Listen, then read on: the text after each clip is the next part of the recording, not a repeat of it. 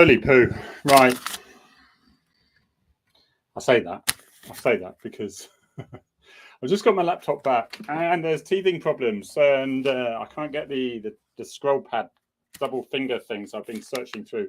Plus it wanted to shut it all down and I had to find a Microsoft password and nightmare. But we're back. Hey up, Harry. How's thou doing? Thou doing all right, mate. We're doing all right. We're going to talk about a little bit today about a little bit of a crisis at the moment, isn't it, with policing, shall we say, to say the very least. I'm going to actually see if I can share. Because the screen won't find the other screen. So it's sort of fixed, but it's not fixed. At least it charges. So that's the main thing. I'm just going to try this now. Welcome, everyone, anyway. I'm going to share a Chrome tab, I think. I'm going to share the Twitter. And then like that. So hopefully you should be able to see thus. Brilliant. Okay, so I'm just going to remove that and we can talk about that in a minute. Yeah, we're going to talk about basically, if I can get used to this scrolling. It's a nightmare. About recruiting and what I think really seems to be the problem. Why should I know, you wonder? But there is that. But it's all serious stuff, isn't it? And I keep harping on to the old Theresa May days. And I know it's boring, but we said, don't do it. And they insisted on doing. Bloody politicians. I'm really absolutely convinced now it's not democracy anymore. It's mob rule. And everything from deciding what a woman is and all that is all about mob rule. It's what if there's a minority group of people have a good shout out and can cancel you, then they will succeed, because you see all the politicians that were frightened to death of everything. They couldn't say a thing because they would have been cancelled and thrown out. And there was a few strong-minded people who actually spoke up. And of course, then with these things, the truth does come out. The great majority believe a certain way, and then, like science and stuff, and then it all comes around again. The overall caveat, of course, is everyone's welcome to be what they are, where they like, as long as it doesn't affect the majority in a negative way. What was it? Reasonable adjustments should be made. Absolutely. Reasonable. Not turning everyone's life upside down in the meantime. And not meaning that you can't compete at the Olympics because you have no chance of winning anymore, even though you spent your life doing that. So that's those sorts of things. It's coming back round again, but we need to tell those people off who were adamant. Oh, we have to do this thing. Anyway, you can see I'm digressing. Arthur had to, and if my screens were working a bit better, I would show you. He looked very unhappy going back. I share him with my ex, so he's got 2 weeks with my ex at the moment. So yeah, Mick, hit it with a rubber hammer. What do they say? If it's stuck, you hit it, and if it's loose, you tape it. Gaffer tape and a hammer. You can sort everything out with that. Hope everyone's fine out there. I have, it's sort of getting an idea. You know what I'm doing here. I'm looking after mother, so my life's a little bit on hold at the moment as to what I'm doing. But I am writing a book, Staying Productive. So I've got my. You obviously know Farms and Fatals. Some people say that was the best novel out, but it was almost an autobiography. It was the best bits of 30 years policing. And it was all available on Amazon, as you know, and I've got The Cornish Scoop, which is my first novel, which is pretty much my experiences as a police officer. And it starts about 30 years ago in the early 90s and my experiences. But, the character is not me, so I can say what the hell I like, which is fine. There's a part 2 of that coming up, 2/3 of the way through that. Right. Recruitment and selection, it seems to have gone a little bit wrong. Or has it? I'm not sure. Vetting is a big thing, right? So it's just because of this, communication is so much better. So we hear something a little bit dodgy, like police officers getting recruited. And you say, police officer gets fired for this, or you find they were a recruit. There was one recently, I just find it, there was one relatively recently at an unnamed force. Who was on looking after a premises, a crime scene, and and basically they rang mummy, and mummy picked him up and took him home and got him a good meal instead. So it's I'm laughing because my scrolling is all over the place now. Yeah, so it basically, quite rightly, when the sergeant rang up and said, "Where are you?" They said, "Well, I'm at home eating dinner." So it is. Is it an issue we have of recruiting people who have the wrong expectations? I don't personally think we have. We have been brought up in a society where we should have everything to our needs. The whole society should change their way so that we're happy. It seems to be the way it is to me.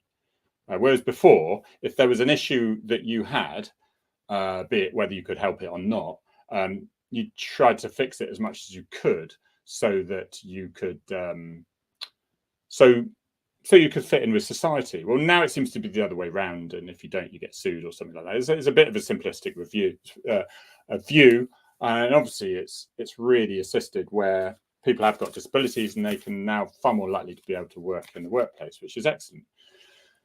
I don't think we do have. So I do Duke of Edinburgh Award scheme, and I can see some really, really good youngsters out there. I know my son's joining the Navy. He's going to be cracking, I'm sure. Not that I'm biased. I mean, my daughter, she's just completely out of her own abilities, sorted herself out a place in Paris so that she could continue on her university studies and all that side of things. So now she's final year in Loughborough. So brilliant internship. That's right. Really good stuff. Now they're getting off their feet and they're doing this stuff. So I think we're okay. So what is it? Is it the wrong expectations? Because a lot of the time, recruitment, the selection, you could have the waste and strays in there in the past. And I don't know if it's the case now. I know it's not with Devon and Cornwall. Got a cover back there. But the selection process used to be people who were like a bit lazy, didn't know. And they really had no idea what they were up against because they hadn't been on the street, standing outside, protecting a crime scene in the cold and wet, feeling hungry, and thinking, well, tough, you're not going to die. Get over it. Sometimes it's a little bit difficult, like it is in everyone's workplace.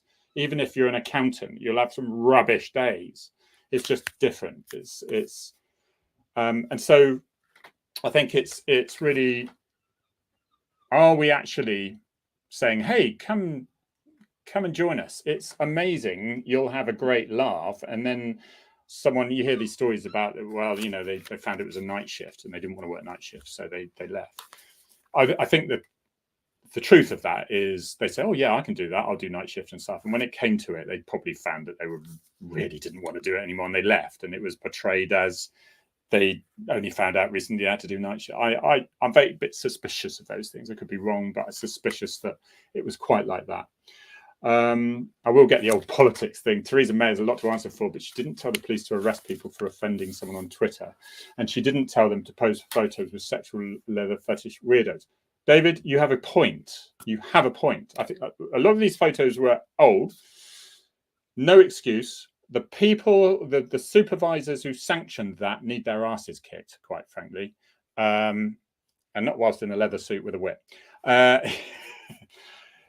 Because you've got too many bosses, especially the men, who are so keen to get up through the ranks. They really don't care much about policing.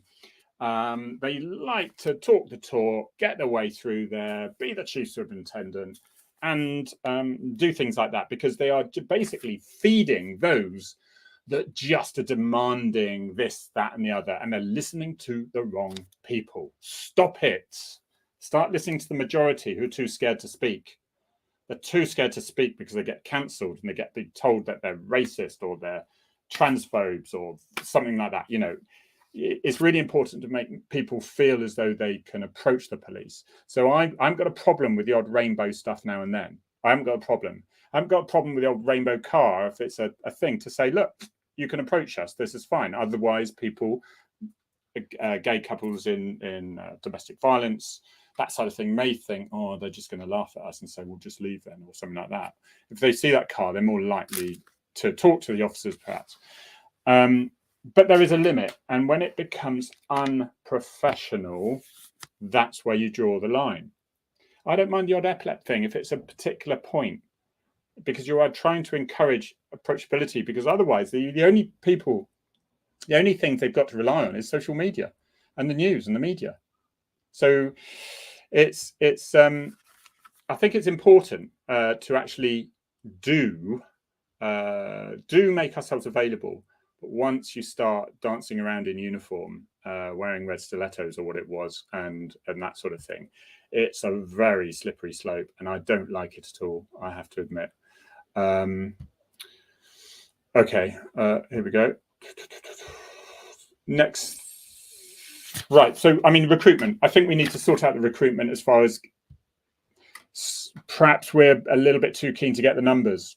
If you see about these officers who are being sacked or they've been suspended, you usually find that they are recent arrivals.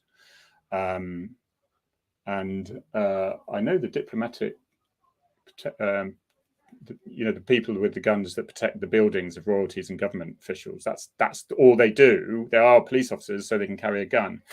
But they seem to have got a couple of bad uns, didn't they, that they've got rid of. But they're not police officers that go around on the street. They can be if they probably have to refresh a little bit, but they are looking after government and royalty. And there's been a couple, haven't there, that have been a little bit, well, obviously the horrendous one, and also another. Anyway, so recruitment, I don't know. Selection recruitment, you can only do so much. You're pressured to get the numbers. You need to get the right people, and the temptation to see, let's see how they get on. Training, I think is, I can't really, you're going to talk about the various options there, aren't you? I would have showed you a screen if it was working correctly.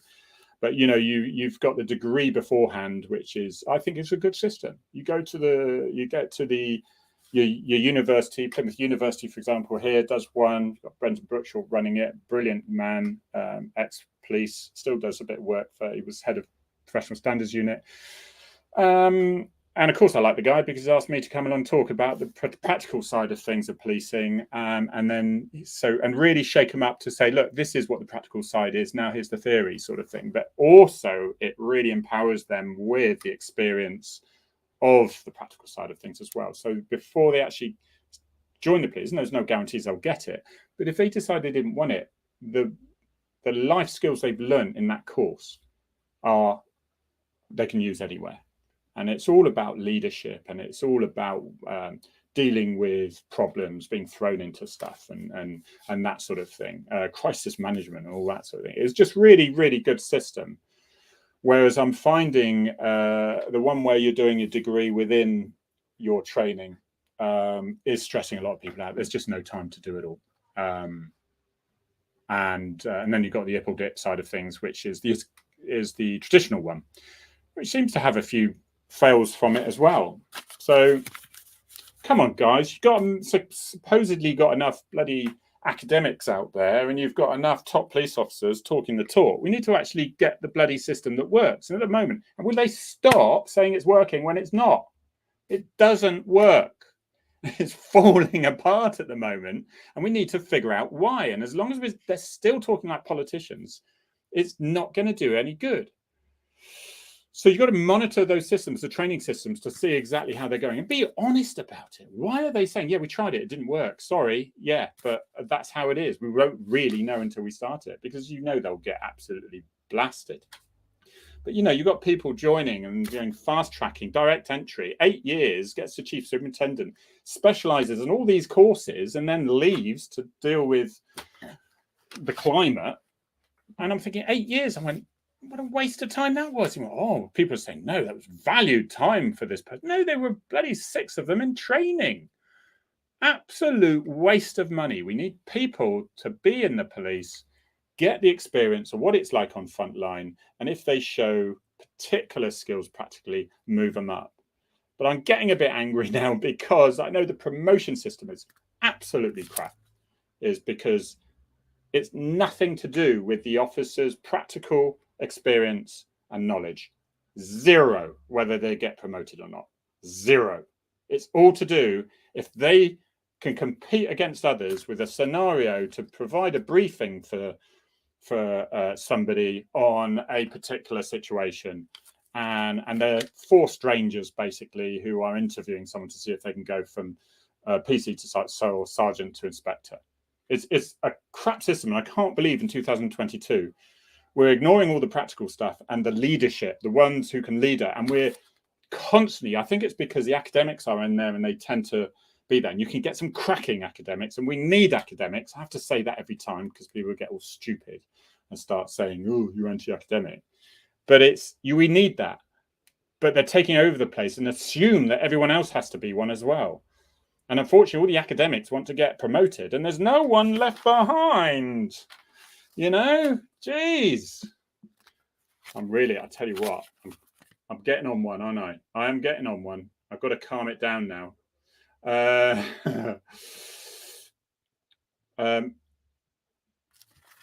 What's this you have to say? Excuse me, my scrolling here. Stephanie Warren. I find disabled and having keep safe in Northamptonshire, please. Good force, by the counts. Excellent, chief. And officers now know what to and look out and even see how things are going on. Okay, thank you. And you're right, Julia. There is always a small percentage that leave during probation and they decide it's not for them. My problem a very good friend of mine did freedom of information on all forces. And there was enormous amounts of forces who were losing 46% of recruitment within 3 years. Nearly half of your recruits within 3 years. Devon and Cornwall, did relatively well. Did good. It's not good enough. Something's going wrong. Massive waste of everyone's time and money if you're not streamlining the recruiting process. Or when you get in there, and I spoke to someone extremely senior in College of Policing recently, and they said that the actual the degree whilst being trained in the police, you achieve a degree while you're there, is it's a good system, it's an up-to-date system, they say, but it's just not being implemented right by some areas, by some forces, and it's to do with the universities and things, isn't it? I am. Ginger, you are looking bohemian, Harry. I am. Yeah, well, Nor, it's your fault. Nor is telling me that my hair looks better like this, and it means I don't have to get it cut, so I'm going in with it. And I'm just Eve, another good friend of mine, South Wales, she said your hair's looking great, but it's too much now, isn't it? I need a vote. Yes or no? Cut. Do I cut it? Yes or no? Yes or no? Yeah, the Ipple dip is still the most popular route. There were some, and I was a great fan of it because that's what I did. It's basically you join, you learn. It's a bit like an apprenticeship, really. You learn the law, you learn practical stuff, you do scenarios, and then you go out with an officer and you do it really, and then you come back and you do more stuff, and then you go out again. It was a really good system, but they were saying it was vastly out of date. I'm saying why? Because yes. Because it's now 20% crime, it's now only 20% dealing with crime. And is that perhaps what it is? I think that some of it is people join to fight crime, and all they do is literally sit in a hospital ward, or they sit in someone's front room waiting for emergency mental health people, and they don't exist, and they're fed up with being paramedics as well. My mother was given the choice. You go to hospital, but she could be sitting in an ambulance for 30 hours. Do those paramedics join for that? Why is it just not getting sorted? Because I presume it takes money. And in my view, they haven't got the balls to say, why are you ringing 999? Because they've got to cover their backs. Why? Because the lawyers, comes back to the lawyers, because they've got to cover their backs, haven't they? Well, covering their backs means there's massive backlogs and means the real people who need it don't get it. Simplistic view, I know, but I know I'm right. So then experience is massively important. I was trying to find out the latest result. I think a third of all police officers very shortly will be under 3 years experience or something like that. It's horrifying. I relied, when I was on my section as a probationer back in that era, beep, beep, available on Amazon, on audio and ebook and tablet. I relied on Jobbies 442, God rest his soul, people like that, and say the experienced cops who would then actually, you could go to say, I've got a problem with this, or I'm a bit worried about this, or struggling with my paperwork, how do I do this, you know. They're phenomenal. And now you're looking around the section, and the most senior one is 3 years or 4 years. It's not good. We might have one who's a bit more, but they're off, or they're training or something like that. The acting sergeant, what you'd always do if one of the PCs was made acting sergeant, because there was no sergeant available, you'd usually get them from another section, because then they had a little bit more authority. People didn't really know them. Because if I was working as a PC with another PC, and then I was acting sergeant, it might be like, oh, you're going to be, what are you going to be like? You're going to be, am I going to be able to say to him, you look scruffy, you need to sort yourself out? If they're going, oh, sod off, it's gone to your head, hasn't it? You're going to be a PC back with me tomorrow, and it'd be very unpopular. Doesn't work. You need to have at least an acting sergeant. I was one, you have to be one, and it's great experience.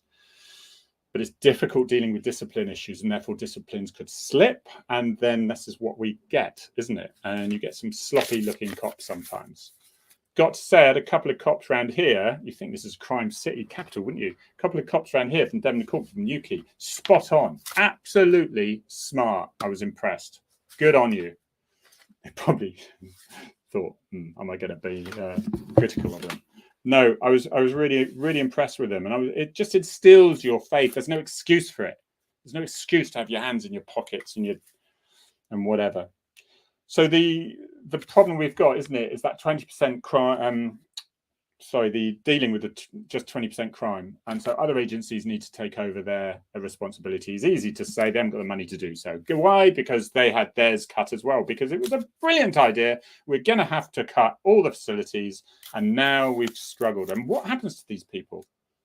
Police officer basically does something like that, just as criminal, but related to policing, and they are sacked without a doubt. And yet these politicians just move on and take absolutely no responsibility, and even worse, no one blames them. No one of any credibility. Wages. Cops now, if you want to recruit cops and keep them, you're going to have to pay them more than just over minimum wage. 21,000. I think it's 21,000 now. And 11 years ago, they were on 23,000. They're down 2,000, and that's not even taking into consideration inflation. It's all rather bad. Detection figures reflected. Now, why the detection figures? You've seen the news recently, perhaps, where it's basically all about 4%, 5% burglaries and all that side of things. And police don't attend burglaries. They used to attend burglaries straight away. You'd always go there. You'd always do house to house. And then you had phone ups, recoveries, and then you check all the CCTV. And guess what? It comes back to that. I can't say it enough. It was the cutbacks destroyed it, and we said they would. And she said we were crying wolf. And there's no blame being put on her. It was absolutely outrageous. It was so it just means I was there when we couldn't even answer the 999 calls. And even me, as an armed response sergeant, was doing all the emergency calls along with my section. And so I'd be single crewed, and all I was doing was apologizing for being half an hour late. That's how it was. And it ain't any better now. And so all these cops are going from job to job to job to job. They can't investigate anything because the sergeant's saying, there's an outstanding, you've got to leave that for later. And they pray that they get a Sunday morning and they're not allocated to an interview, because if a Sunday morning might be a bit quiet, a bit peaceful, but if they've been allocated interviews from Saturday night, because in the past you'd have interview teams, and you do still somewhere in some locations, but they find crimes themselves, they don't have to interview themselves.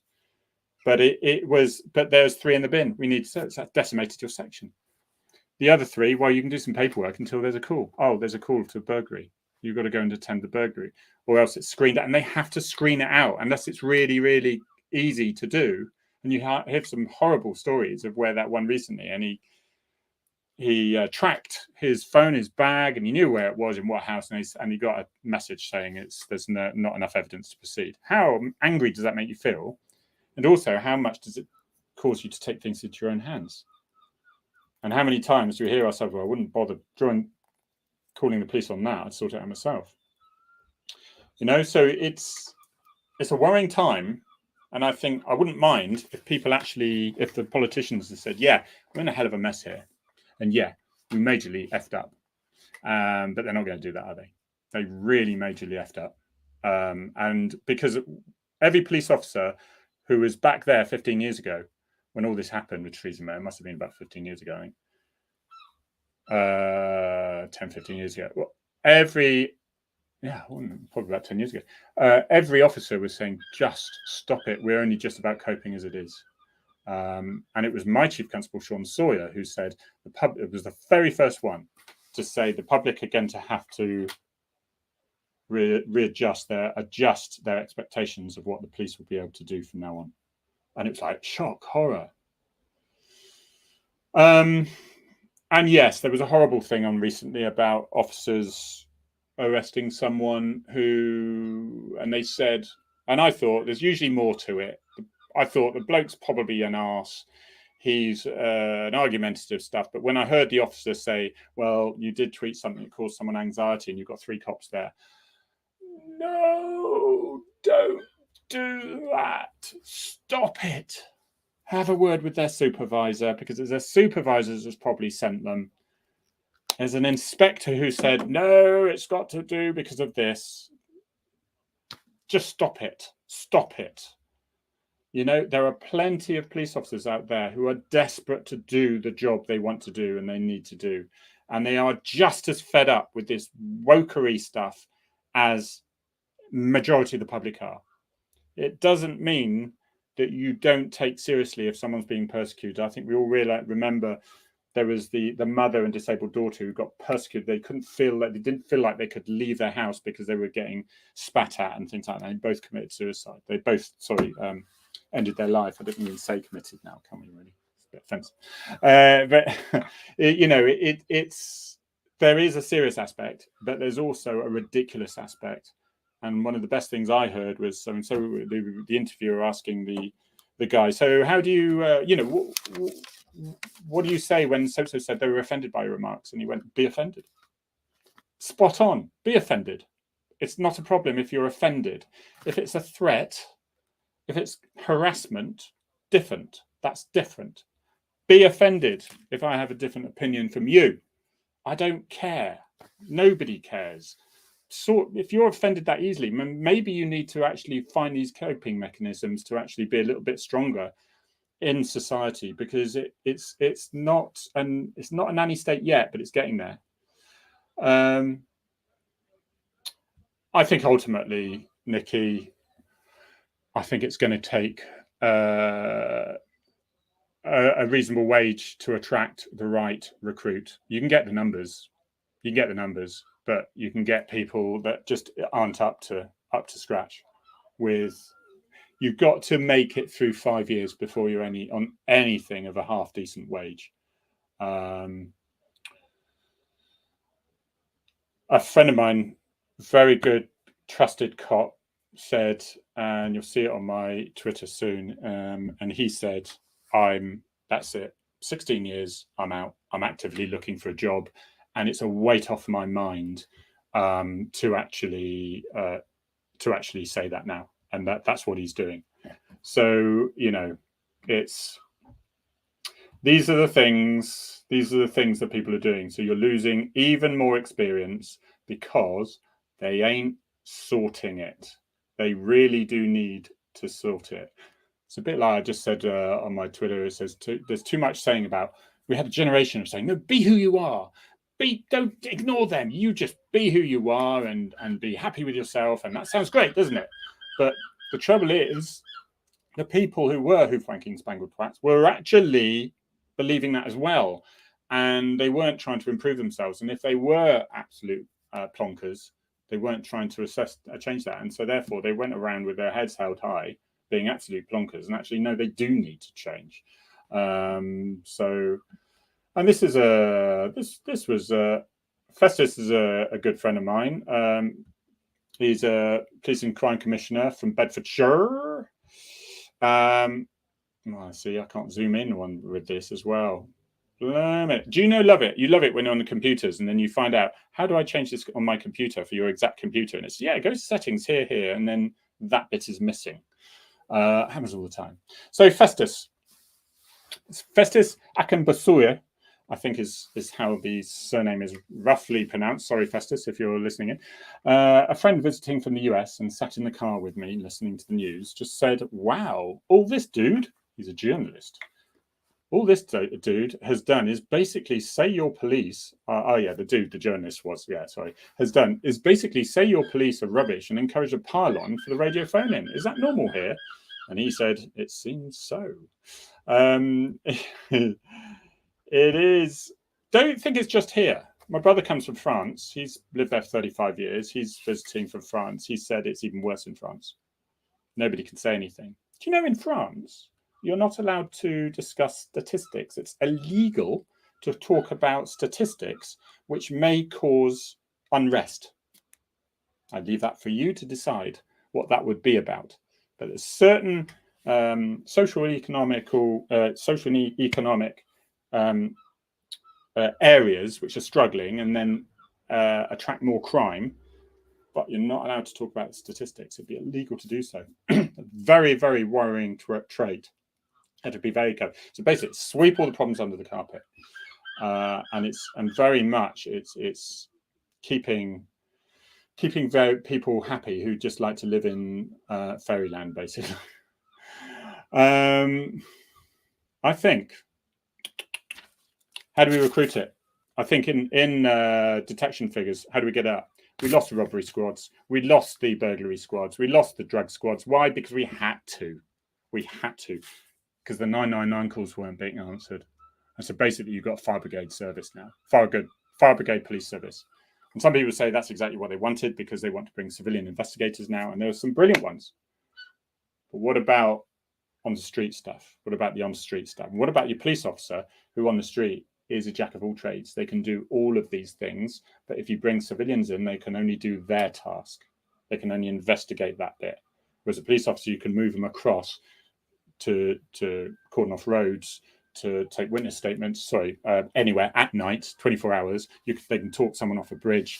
They can pursue cars that failed to stop with drugs on board and whatever, and wanted people, and that sort of thing. You can use they've got a multiple use.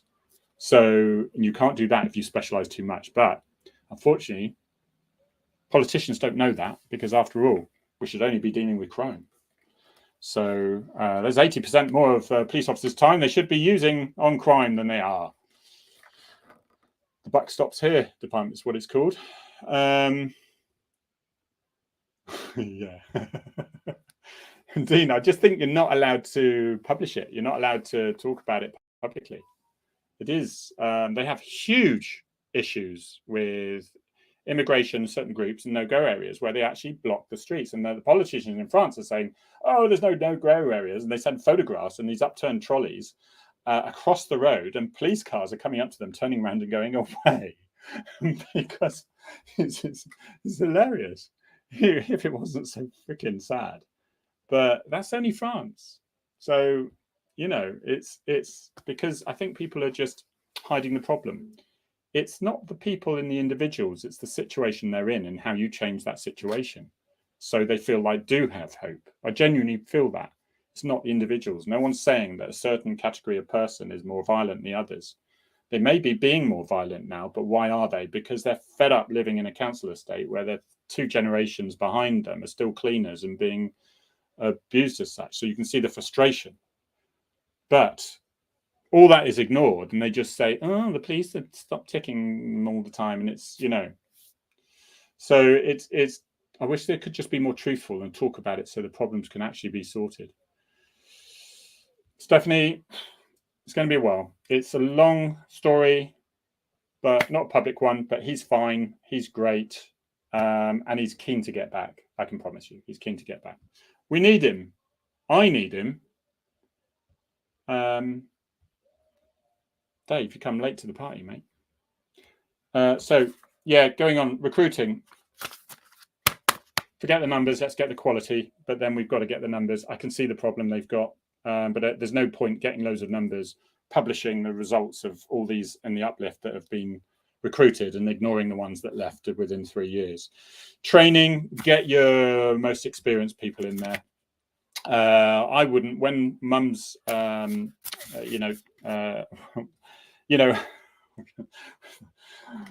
I know, I'll move on. Right,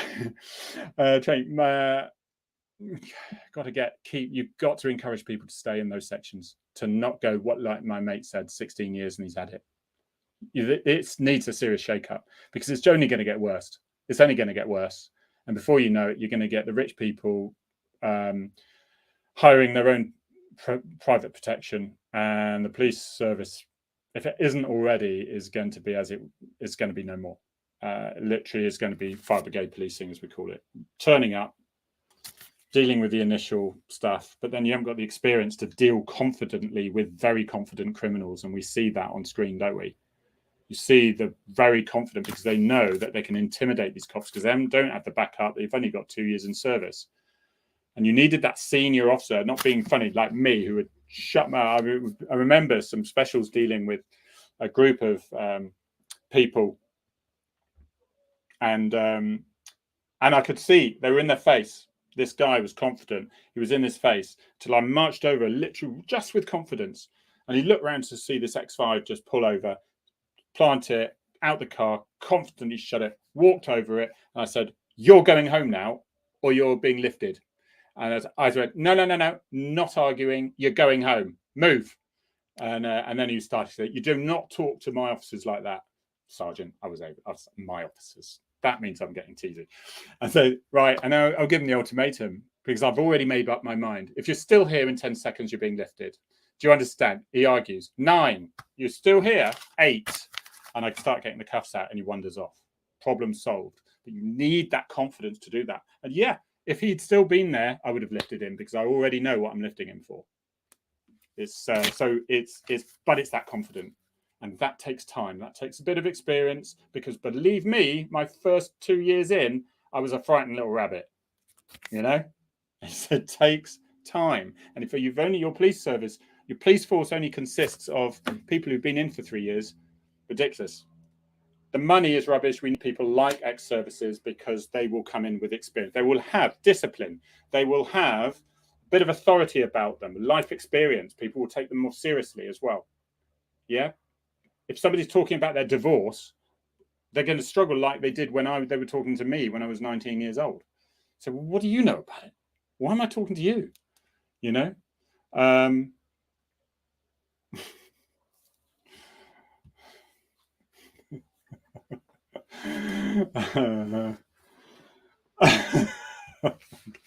Thank you, Nikki. Anyway, I will go, because this is like a sweat box in here. I have taken all your time. Thank you very much. Good figures today. I really appreciate it. I feel so much better. That's fine. I'll leave you to it. Have a good time. Drink plenty of fluids, and stay cool, for goodness me. And I will see you next week. We have someone who's very much in the recruiting side of things, and they actually treat, not recruiting, but actually promotion side. And they inform people. Steve, very good friend of mine that I've known in the force before, and he tells people, guides them. He has a business that helps them get through the promotion. We'll ask, should it be like that? Should they need guidance to get through the promotion system? Well, if they don't, it's a bit like the 11+. If you don't get taught on it, you've got no chance of doing it. So it's going to be an interesting talk. He's a top guy. So I suggest you come to us there with Steve. Cheers, guys. Been emotional. Bye.